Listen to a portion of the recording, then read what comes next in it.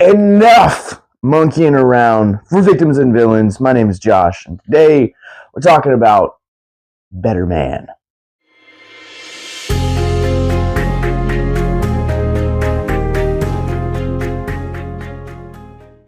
Better Man is the biopic of United Kingdom superstar Robbie Williams. Now, I know there's a lot of controversy surrounding this movie with Williams as a figure because most of us here stateside don't know who Williams actually is, aside from maybe one or two singles, whereas in the United Kingdom and the rest of the world, it's kind of a different story where Williams really is a tour de force. And honestly, I knew who Williams was coming into this movie, but honestly, if you even, maybe you've heard the name Robbie Williams, maybe take that, but I gotta say, the less you know about this movie, the better it actually ends up being. And I know that's kind of like one of my catchphrases on this channel, but in this case, it really does work. This is one of the best biopics I think I've come across, and there are a handful of biopics that I tend to rewatch at least once a year. Rocket Man is one of them, Straight Outta Compton is the other one, and this could definitely be joining the club. Honestly, there's a level of vulnerability and boldness that this movie just embraces, whereas some biopics that you have would rather preserve your idea of this artist rather than telling their actual story. Better Man embraces all of Williams' shortcomings and successes and his failures and everything that just kind of really made him who he is today. And that is not only a creative decision that I can get behind and absolutely respect, but also at the same time, it provides a really gripping story and narrative while also at the same time getting you emotionally invested and frustrated and overjoyed that by the time that this film actually has its credits roll, you can't help but just watch this film with a huge smile on your face. This movie just packs a lot of emotion into its a little over 2-hour runtime, and that is thanks in part to not only the amazing direction from Michael Gracey, who previously directed Hugh Jackman, Zac Efron, and Zendaya, and Yahya Abdul-Mateen II in The Last Showman, an incredible movie. If you haven't seen it already, I highly recommend that. But it also goes to the dual performances of Robbie Williams from Robbie Williams, which I'll talk about here in a second, but also Jonno Davies. And I don't know to what capacity one plays the other and vice versa, so I'm just going to give them both credit because the performance in here is truly for both of them is just absolutely phenomenal.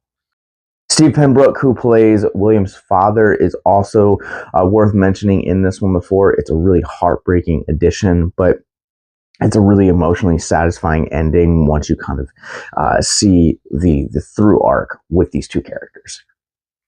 And if you're wondering why I credited two actors playing the same role, not knowing which was which, and if you haven't seen any advertisements for this film, it should be worth noting that Robbie Williams is actually a CGI monkey in this movie.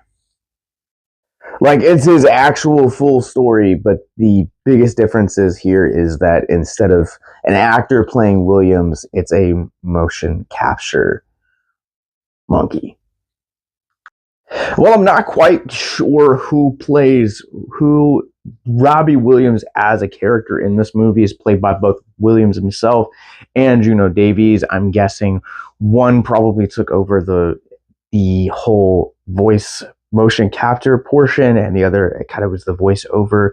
But the two together just seemingly become one, and it's probably why this film works as well as it does.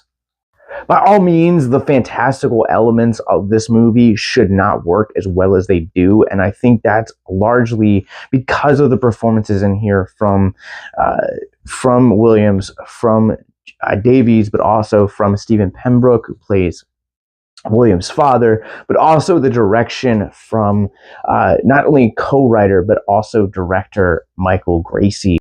While it does hit those normal beats of the biopic genre because of the acting, because of the writing, there's an immense heart that is here, but also the fact that this film is so boldly vulnerable, I feel like really elevates it on top of being this fantastical take on Williams' life and rise to fame and kind of the hurdles that go with it. But the fact that this film is embracing a lot of self-doubt, the troubles of self-love, traumatic childhood, drug abuse, alcohol abuse, cheating, all of these things. Like, I love the fact that it's embracing all of these in order to really tell this story, because so many times in the biopic genre, for as much as I love it, we get these really sanitized stories. And every once in a while, you get a story that is like Straight Outta Compton, or that is like Rocket Man, and is like Better Man, that really embrace the failures, the shortcomings, and really every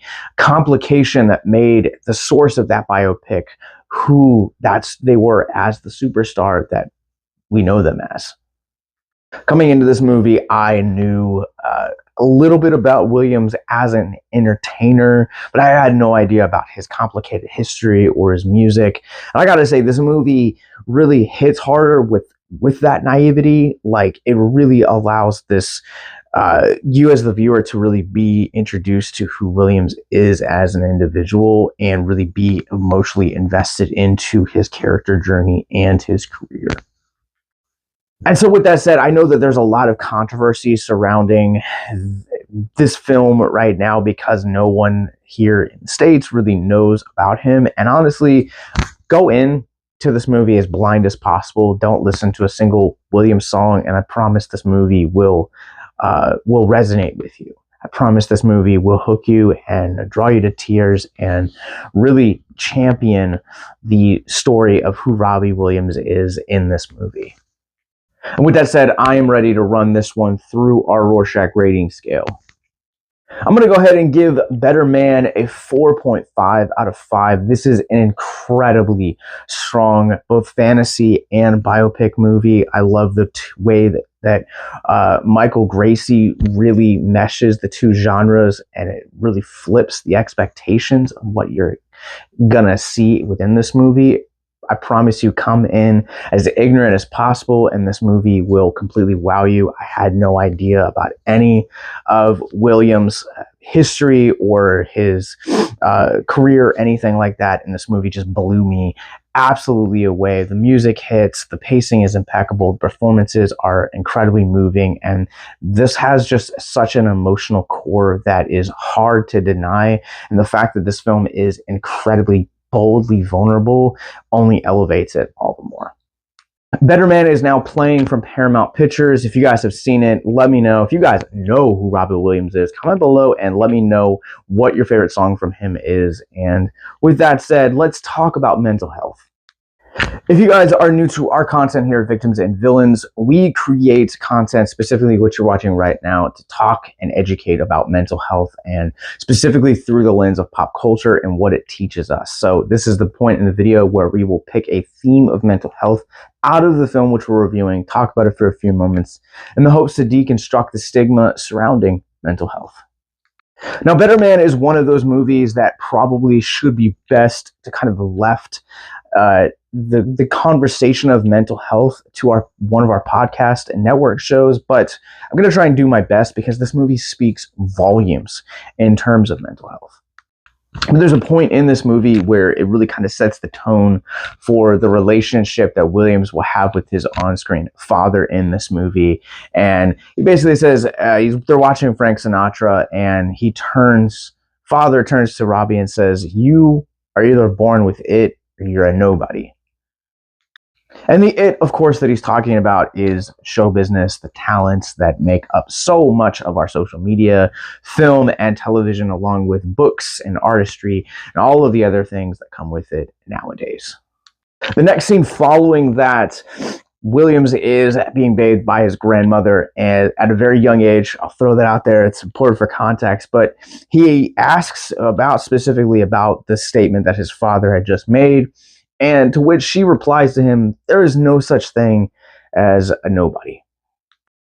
I really want those words to echo and resonate with people the way that it did for myself.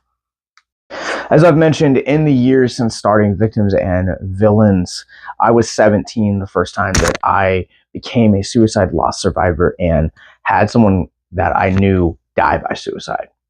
It is an event that has forever changed who I am as an individual. But the reason that I bring that up in conjunction with Better Man is because a portion of what led my friend to ultimately die by suicide is something called the illusionary truth effect.